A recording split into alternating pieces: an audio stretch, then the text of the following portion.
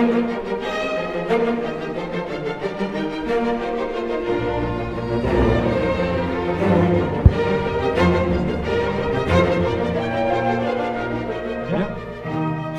bien, bonsoir à toutes et à tous pour cette nouvelle rencontre de l'atelier avec la surprise de vous avoir sur scène. On est en train de polir, de fignoler un peu notre concept de rencontre de l'atelier. On s'est dit que c'était une bonne idée de vous faire venir avec nous sur scène, que ce serait plus chaleureux encore. Ce soir, la philosophie, Vladimir Jankélévitch, pour la pièce La vie est une géniale improvisation. Nous avons le plaisir d'accueillir le comédien Bruno Abraham Kremer. On va parler toute la soirée plus précisément de Vladimir Jankélévitch. Plusieurs d'entre vous ont dû connaître, ceux qui sont de ma génération, l'époque formidable de Bernard Pivot et des numéros que faisait Vladimir Jankélévitch au cours de ses émissions apostrophes. Il reste beaucoup de traces sur Internet, donc je vous conseille vivement de voir son physique, de voir l'expression de son visage, l'intelligence de son regard. Et il reste évidemment ses écrits, la profondeur de sa pensée, et ça, on va en parler toute la soirée. Bienvenue, et Pierre-Olivier, je te laisse nous présenter cette soirée. Tu ne vas pas loin. Non, je suis dans la salle. Tu es dans la salle. Bon, Bruno, Est-ce que je peux peut-être vous inviter à une chose quand même qui me paraît importante, c'est à vous avancer un tout petit peu. Si vous pouvez. Parce que le fond de la classe, je sais bien que le radiateur est toujours plus chaud au fond de la classe, mais croyez-moi, si vous avez envie de partir, vraiment, il n'y a pas de problème, vous pourrez partir. Si vous avez envie de dormir, vous pourrez dormir. Mais si on est ensemble, soyons ensemble jusqu'au bout, voilà. C'est tellement mieux pour moi de pouvoir voir vos visages. Merci infiniment. Merci d'être venu déjà pour cette soirée. On va directement partir dans le vif du sujet. Tu es né à Vilnius. Non, c'est absolument faux. Ah bon, alors c'est ça. C'est extraordinaire, c'est une légende qui date de La Promesse de l'Aube, qui est mon avant-dernier spectacle. Il se trouve que Romain Gary, l'auteur de La Promesse de l'Aube, est né à Vilnius, à Vilna en Lituanie, et que ma famille, mon arrière-grand-père, est né à Vilna. Et j'ai dit ça un jour dans une interview à un journaliste, et depuis sur Wikipédia, parmi d'autres erreurs, c'est écrit là. Donc j'ai fait ce que mon... Non, pas du tout. J'ai fait ce que mon fils m'a dit, qui m'a dit mais il faut corriger, papa, tout ça. Donc j'ai corrigé. Et puis à chaque fois, il y a quelqu'un qui remet que je suis né. Bon, alors voilà. Donc... Bon, ben c'est bien. Enfin, bon, mais ça fait tellement exotique. Je suis né à Paris 9e. Paris 9e, bon. C'est moins exotique, je sais bien. Il y a ta famille. Alors, les gens qui n'ont pas vu le spectacle, c'est lié... Ben, tu veux nous raconter à ta maman. Enfin, c'est difficile parce que je vais être obligé de vous raconter ce que je raconte aussi dans le spectacle, mais en partie en tout cas. Parmi mes activités, disons, il se trouve que depuis plusieurs années, je collabore avec un festival qui s'appelle le Festival de la correspondance de Grignan, dans la Drôme, qui a un thème tous les ans et qui organise des lectures avec des gens extrêmement formidables. Voilà, et de temps en temps, assez régulièrement, ils me demandent de participer. Voilà. Il y a un thème suivant les années. Cette année-là, il y a 2 ans, le thème, c'était la philosophie. Donc, correspondance de grands philosophes. Donc, j'ai dit à la personne qui s'en occupait à cette époque-là, qui s'appelait Anne Rothenberg, qui est une dame que j'aime beaucoup, je lui ai dit, Anne, moi, en tout cas, si voilà, j'ai envie d'un philosophe contemporain, ça c'est sûr, parce que je savais que tout le monde allait se précipiter sur... voilà, donc j'ai cité 3 noms, dont Jankélévitch, en lui disant Jankélévitch, j'aimerais beaucoup, mais je ne sais pas s'il y a de la correspondance qui existe ou pas, parce qu'il y a des gens où la correspondance n'est pas publiée ou bien elle n'existe pas. Bon. Et puis elle a cherché, elle m'a dit s'il y a un bouquin, etc. Elle m'a donné le bouquin. Voilà. Et donc je me suis intéressé à ce livre. Alors pourquoi je me suis intéressé à Jankélévitch? Bon, je suis obligé de vous raconter un nombre de trucs. Vas-y. Ça nous entraîne loin, cette histoire. Parce que la première fois que j'ai rencontré Jankélévitch, j'étais dans le ventre de ma maman. Ça ne s'invente pas. Parce que ma maman était l'élève de Jankélévitch. Elle était prof de philo. Donc évidemment, je ne me souviens pas très bien de cette première rencontre, hein, vous imaginez. Mais probablement, il a dû instiller quelque chose en moi. Et donc, j'ai grandi un peu, j'ai continué à aller à l'école, tout ça. Et un jour, quand j'avais 15 ans, je pense, à peu près l'âge probablement, je ne sais pas quel âge vous avez, 16 ans, 17 ans, 18 ans, 17? On va dire 17 en moyenne. Enfin, il y a une dame qui a 18, là, je vois bien. Voilà, enfin, quand j'étais à peu près votre âge, donc un jour, ma mère m'a dit, Jankélévitch était déjà très âgé, elle l'avait toujours appelé mon maître, elle ne parlait de lui qu'en disant mon maître, Elle m'a dit, mon maître fait une conférence sur Ravel à la Sorbonne, il faut absolument que tu y ailles. Vous parlez si j'avais envie d'aller voir ça, vraiment. Je vais vous dire que c'était pas du tout ce dont j'avais envie. Hein. C'est pas ce qui m'intéressait le plus à cette époque-là, je dois l'avouer. Mais ma mère a beaucoup insisté en me disant, il faut que tu y ailles, c'est capital. Bon, comme j'aimais beaucoup ma maman, j'y suis allé. Et donc je suis arrivé à la Sorbonne, il y avait un grand amphi où il y avait Jean Kelevitch au milieu de 2 pianos à queue somptueux, et il improvisait sur Ravel, car c'était aussi un grand musicologue, en dehors d'être un philosophe, et il parlait de philosophie. Et déjà ça, j'ai trouvé ça génial. C'est-à-dire un prof de philo qui parle de philo en jouant sur 2 pianos à queue, de façon, quand je dis il jouait, il jouait. Hein. J'ai rencontré Jean Kelevitch jouait de la musique 4 heures par jour, toute sa vie, où il en écoutait 4 heures par jour. Et j'ai même rencontré des gens fort récemment qui me racontaient qu'ils allaient sous ses fenêtres, quai aux Fleurs, dans l'île Saint-Louis, dans l'île de la Cité, pour l'écouter jouer au printemps, tellement il jouait bien. Il faut savoir que Jean Kelevitch disait que pour lui, la musique, c'était plus important que la philosophie.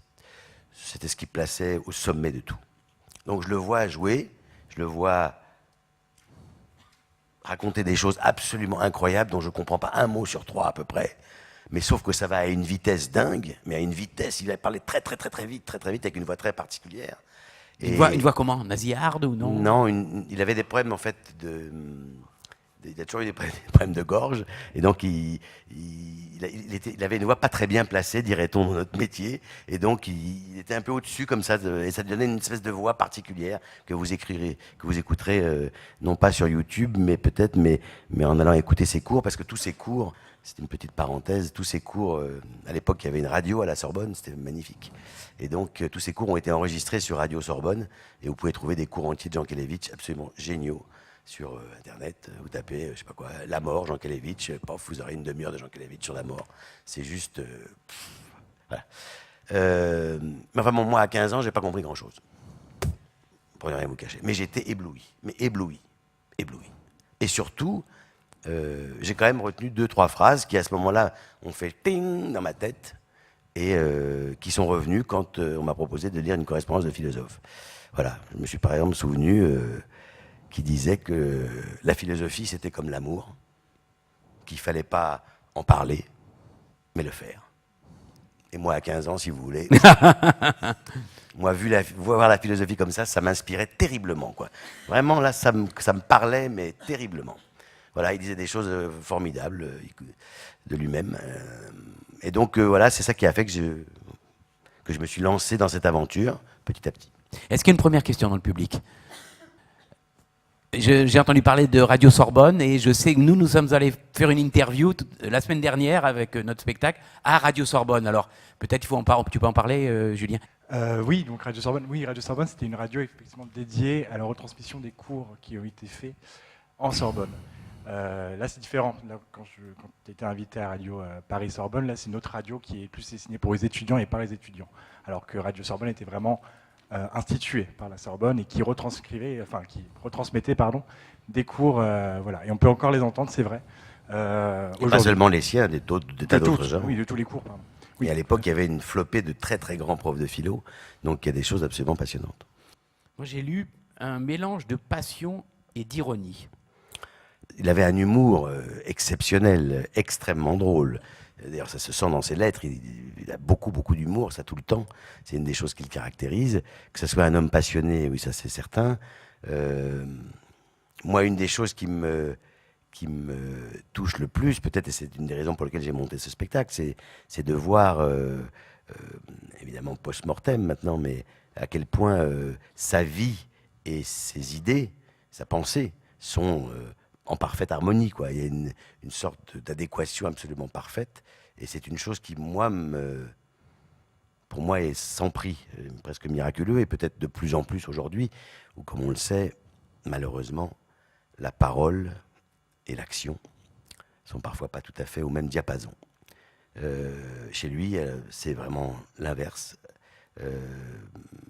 On peut dire aussi que ce qui le caractérise aussi, évidemment, c'est cet amour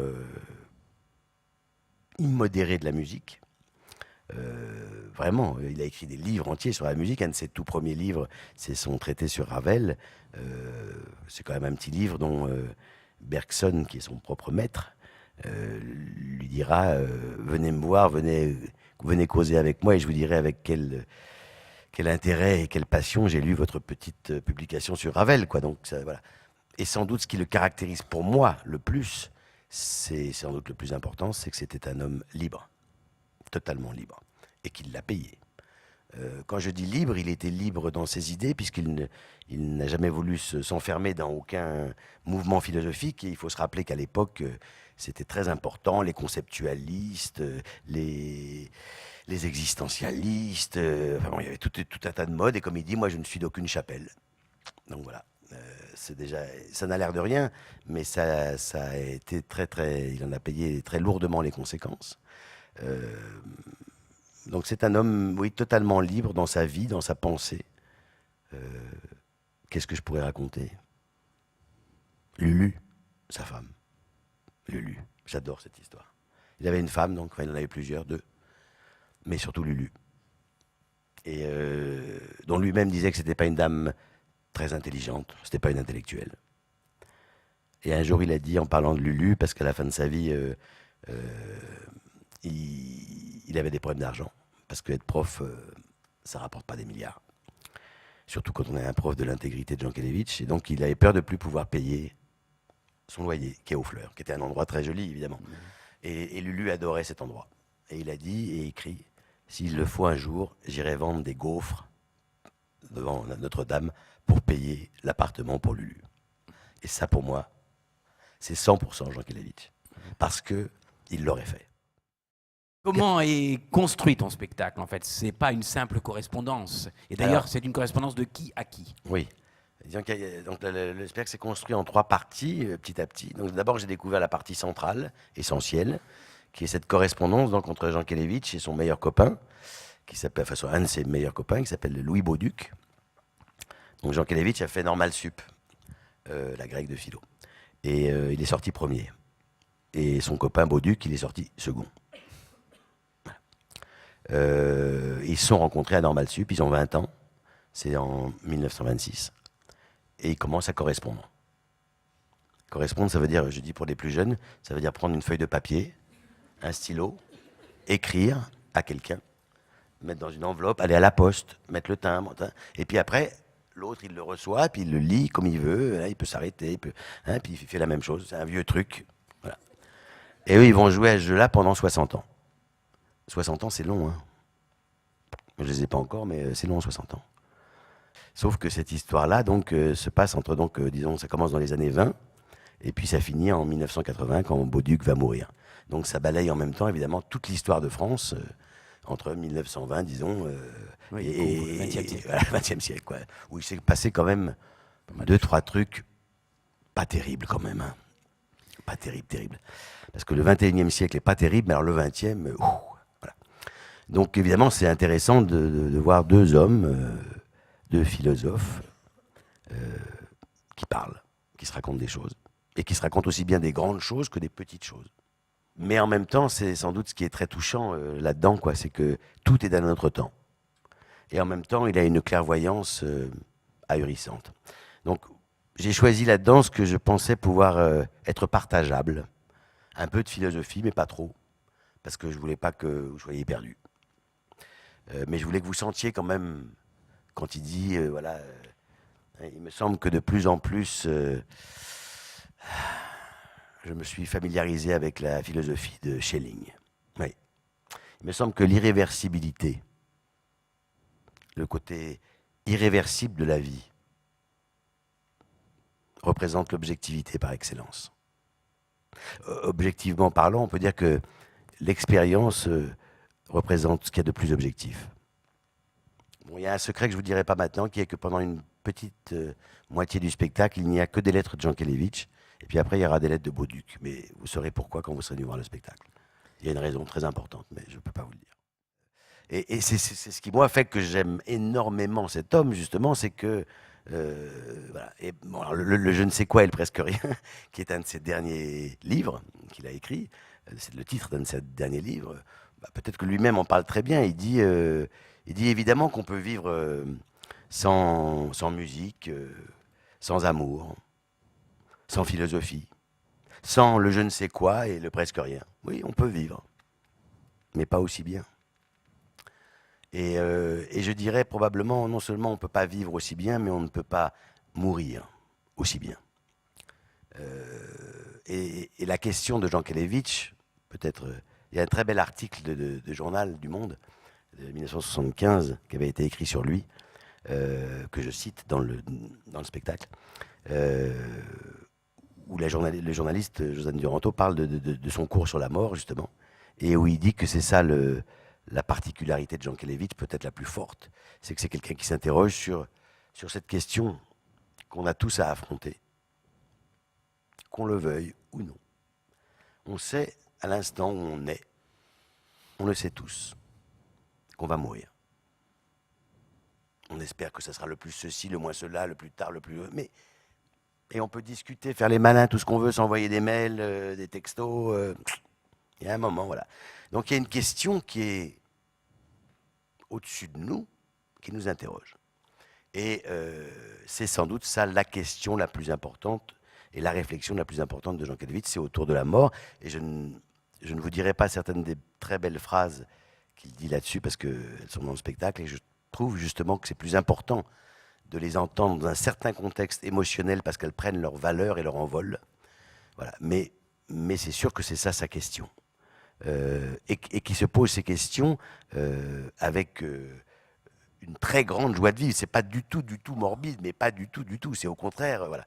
Et qu'une des choses qui caractérise Jankélévitch, et qui caractérisait ses cours si fameux, et c'est pour ça que les étudiants l'adoraient, c'est qu'en gros, on peut dire, pour simplifier, que ce fameux je ne sais quoi et ce presque rien, c'est ce qui fait toute la différence. C'est ce petit rien. Ce petit rien. Est-ce que Jankélévitch a écrit sur le théâtre ? Non, alors d'abord, je vais tout de suite corriger une chose, c'est très important pour lui. Il vous aurait répondu, je m'appelle Jankélévitch. Et ça n'a l'air de rien, mais ça dit beaucoup. Parce que son nom, c'est Jankélévitch. Mais lui, il aurait répondu, je suis né à Bourges, je suis français. C'est énorme. C'est énorme parce que ça veut dire que il se sentait d'éducation française totalement, et il avait un respect considérable pour la France, et donc il voulait que ça soit inscrit dans son nom. Est-ce qu'il a écrit sur le théâtre? Pas que je sache. Il n'a pratiquement pas écrit sur les arts, hormis la poésie, et bien sûr la musique énormément, puisqu'il y a plus d'une dizaine de livres sur la musique, je crois qu'on n'est pas loin des 15. Donc voilà. Mais je voulais simplement faire une remarque pour prolonger ce que disait Bruno Abraham Kremer. Vous avez rappelé bien sûr la période nazie, les camps de concentration, la mort, la Shoah. Et Jankélévitch a créé cette notion qui s'appelle l'imprescriptible. Peut-être vous voulez en dire quelques mots ? L'imprescriptibilité, oui. C'était ce qui marquait justement dans cette interrogation sur le pardon. Ce qui faisait pour lui que certains crimes ne pouvaient pas être pardonnés, c'est qu'ils étaient imprescriptibles. C'est-à-dire que... et c'est probablement ce qu'on n'a pas assez entendu, et qui est une question qui aujourd'hui revient très fort. Pourquoi c'est imprescriptible? C'est pas pour les juifs, par exemple. C'est pas la question des juifs ou des nazis, c'est la question des êtres humains. C'est-à-dire à partir du moment où la nation qui à l'époque pouvait passer comme, à juste titre d'ailleurs, comme probablement une des plus cultivées du monde, à partir du moment où ces mêmes gens peuvent faire ça, la Shoah, c'est-à-dire une extermination systématique, etc., totale, il y a un tremblement de l'humanité totale. Alors on a tout fait évidemment pour ne pas vouloir se rendre compte de ça. Par exemple, ça a à voir avec ce côté de l'irréversible. Quand il dit par exemple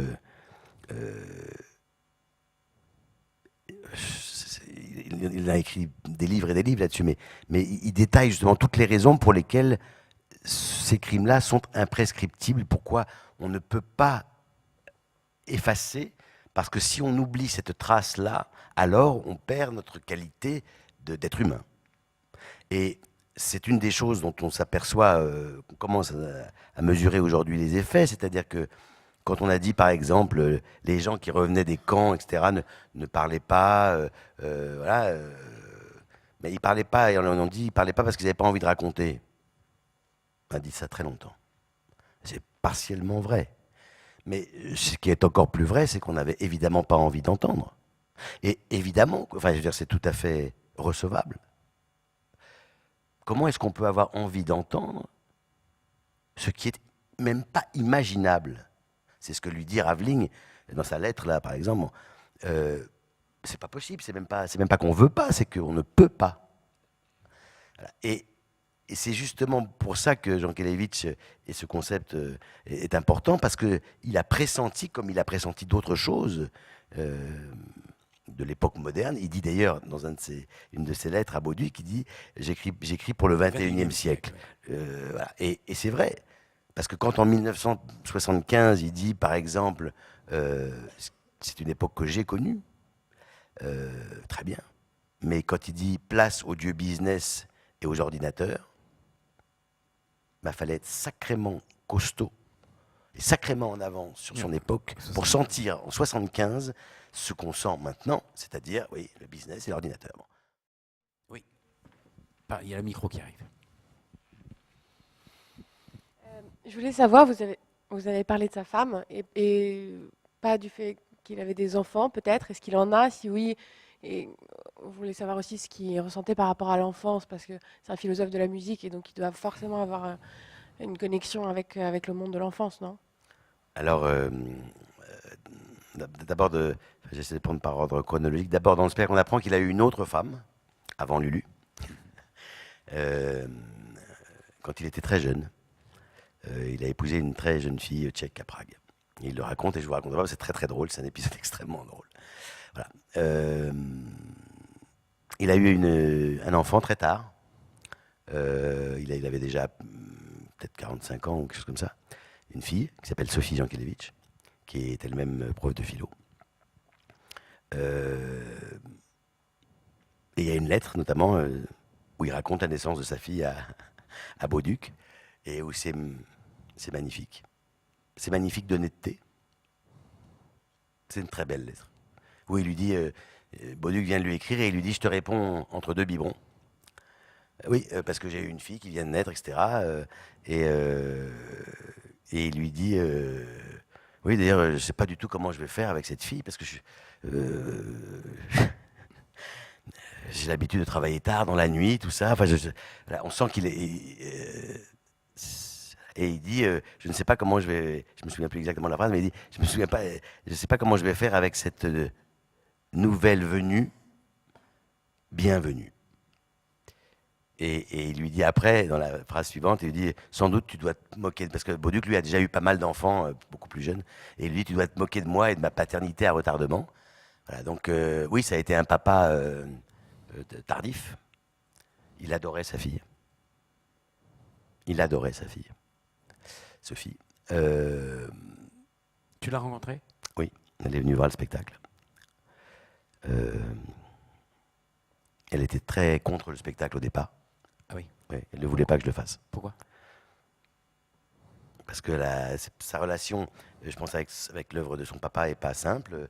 Elle pensait, et à juste titre d'ailleurs, on peut l'imaginer, que Jankélévitch était un homme extrêmement secret. Cette correspondance était très inconnue.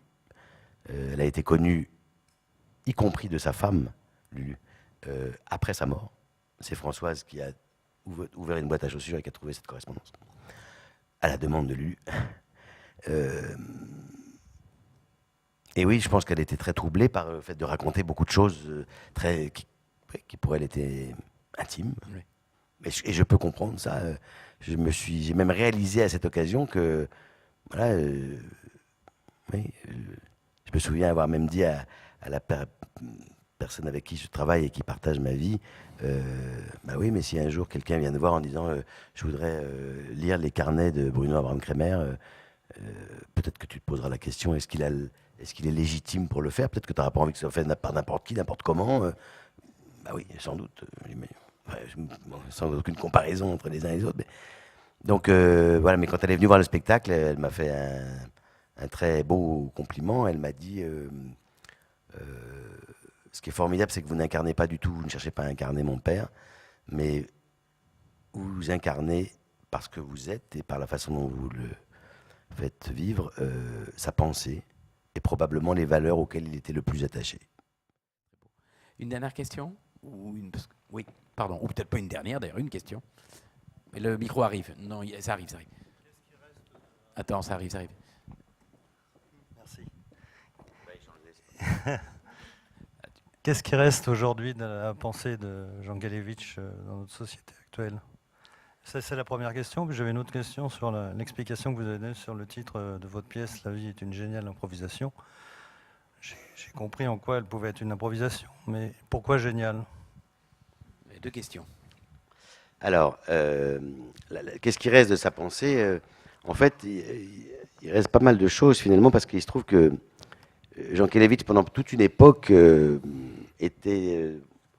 ça n'intéressait absolument personne.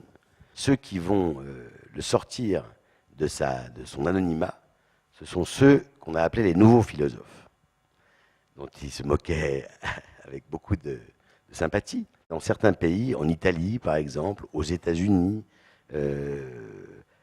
oui, c'est un philosophe qui est très, très, très, très étudié. Qu'est-ce qu'il en reste? Toutes les idées dont on vient de parler, qui sont expliquées dans tous ces bouquins de philo et de musique. Donc, sa pensée, la fraîcheur de sa pensée, ça c'est sûr qu'elle est totalement à l'ordre du jour. Et en plus sur certaines questions qui pour le coup seront toujours à l'ordre du jour. Et qui répondent indirectement à votre deuxième question. Peut-être c'est ça qu'on peut retenir, c'est votre deuxième question. En quoi est-ce que la vie est une géniale improvisation? Parce que Jean Kelevitch, comme on a quand même voulu le classer dans une petite boîte, on a inventé une petite boîte pour lui. Et on a inventé cette petite boîte qui s'appelle le vitalisme. C'est-à-dire la philosophie de la vie. Et toute l'œuvre de Jean Kelevitch, et peut-être même ce qu'il y a de plus exceptionnel, et peut-être ce qu'on retiendra, c'est justement ça, c'est que c'est un homme qui s'évertue à montrer que, comme il le dit lui-même, la vie vaut d'être vécue, même si elle est entre un terme et un autre terme, la naissance et la mort, pour tout un tas de raisons qu'il décline très longuement. Mais c'est exactement l'objet de sa pensée. C'est de montrer que, et c'est ça qui évidemment est formidable, à la lumière de tout ce que je viens de vous dire avant, c'est-à-dire de toutes ces histoires sur des horreurs et ces sacrées horreurs. Mais au-delà de tout ça, comme à un moment donné, il y a une des voix que j'envoie qui parle de ça, qui parle de ça, oui, que la vie vaut d'être vécue. Et on le sent constamment dans sa pensée. C'est-à-dire qu'il peut prendre n'importe quel sujet, il va avoir cette capacité de montrer que, comme il le dit par exemple, hélas, donc en avant. Voilà. Et qu'une chose ne contredit pas une chose. Cette fameuse phrase, si vous venez voir le spectacle, vous voyez, c'est un passage que j'adore, où il commente cette petite phrase, hélas. Il dit hélas, parce que peut être la vie est dure, quoi. En gros, hein, la vie est dure, c'est dur. Donc, en avant. Donc la vie, mais sans jamais contredire que hélas, oui c'est dur. Oui c'est dur d'être un être humain. Mais c'est magnifique, c'est génial. C'est génial parce qu'on a cette capacité qui nous est donnée d'inventer sa vie à chaque seconde. Voilà pourquoi la vie est une géniale improvisation. Et voilà sans doute pourquoi il est tellement aimé des étudiants, etc. Parce que Parce que c'est une question qu'on se pose, enfin que moi, en tout cas, je me posais quand j'avais leur âge. Enfin, je parle des plus jeunes, qui n'est pas si simple. Parce qu'effectivement, on peut vite se dire, qu'est-ce que c'est que ça? Qu'est-ce que c'est que ce monde-là? Dans quoi vous m'avez fait venir là? C'est quoi ça? Staline, 12 millions de morts, Hitler, 6 ou 7 ou 8, je ne sais plus. Ah, et puis ça continue. Et le Rwanda. Et puis le Rwanda, et puis la Bosnie, et puis ceci, et puis les islamistes, et puis machin. Ah oui, d'accord, ouais. Voilà. Mais l'objet de son étude, c'est de lui montrer que malgré tout ça, la vie vaut la peine d'être vécue. C'est pas mal comme objet d'étude. On va terminer, à moins qu'il y ait une dernière question, je ne veux pas frustrer les gens, mais vous pourrez rencontrer Bruno, de toute façon, dans 5 minutes, on va aller boire un petit coup tous ensemble, ce que Hervé appelle le verre de l'amitié, et nous aimons ce verre de l'amitié, c'est gratuit, on va boire en bas à la cafétéria. On va terminer, comme d'habitude, je crois que je te l'avais dit au téléphone, par le questionnaire de Pivot-Proust, ou de Proust-Pivot. Quelques petites questions, j'ai fait une sélection, parce que tu connais que le questionnaire de Proust est énorme, mais Bruno, ton mot préféré?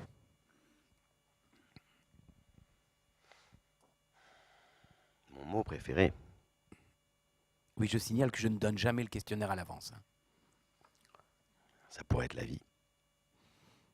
Ou génial. Non. Non. Non, ça pourrait être la vie. La vie. Alors celui que tu détestes?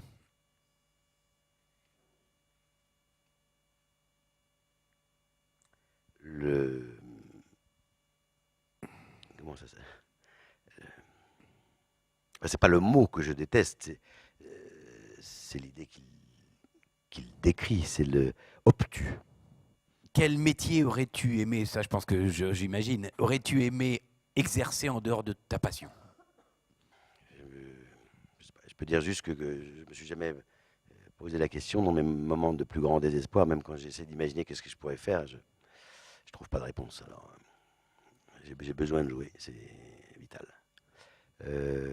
Mais peut-être que si, en tout cas quand j'étais jeune, très jeune, à leur âge, voilà, je me demandais, je voulais être soit psychanalyste, soit photographe de guerre. Et en fait, j'ai pas fait du tout ni l'un ni l'autre. Par contre, tu as joué Freud. Oui, j'ai joué Freud. Et je t'ai vu. Dans quel animal ou quelle plante aimerais-tu, si c'était possible, te réincarner? J'aimerais vraiment, si c'est possible, avoir cette chance et de me réincarner dans un corps d'homme, d'humain, Oui. homme ou femme. Mais Milarepa disait que il y avait autant de probabilités de se réincarner dans un être humain que si on mettait à un bout de l'océan, on faisait rentrer une tortue d'eau, et qu'à l'autre bout de l'océan, on mettait le cercle en bois qu'on met autour des animaux là pour le joug d'un animal, et que petit à petit ils dérivent chacun à leur gré, et que par miracle la tortue ressortirait sa tête au centre du joug. Voilà. Mais j'aimerais bien Une deuxième. Oui, enfin, en tout cas, tant qu'à faire, je trouve que c'est simplement pour faire ressortir c'est pour ça que c'est une géniale improvisation. Parce que c'est une chance, et ça reste une chance inouïe d'être un être humain. Et forcément, dernière question, si Dieu existe, quelle phrase d'accueil aimerais-tu entendre lorsque tu arriverais quelque part? Je pense que si Dieu existe, il a certainement un très grand privilège qui est celui d'être silencieux. Et que s'il rencontre Ilial, ne peut se faire que dans le silence. Il t'accueillerait qu'un silence. Nous, le silence, il y aura un... D'abord, je voudrais qu'on applaudisse à Bruno, parce que c'est formidable. C'est vraiment passionnant. Ça donne vraiment... Ça donne très envie de voir le spectacle. Vraiment, allez-y. C'est vraiment passionnant. Et c'était passionnant tout ce que tu as dit. Ça dépassait le cadre de Jankélévitch. Je veux dire, c'est une leçon de vie. j'aime pour ça, et je remercie vraiment Hervé de cette idée des rencontres Merci de à vous. l'atelier, parce que ces rencontres de l'atelier, c'est des petites pépites comme ça, chaque mois. Il n'y a plus beaucoup de lieux en France, dans des théâtres, je te parle des théâtres qui font ça. Il n'y a plus de cinéma d'art et d'essai. Il n'y a plus que des gros mammouths. Il n'y a plus de théâtres qui permettent comme ça, pendant une soirée, de se retrouver pour réfléchir, penser, poser des questions et ressentir. Je vous remercie infiniment, merci Bruno. On va boire un coup et on va continuer à parler à Bruno et à nous tous en direct.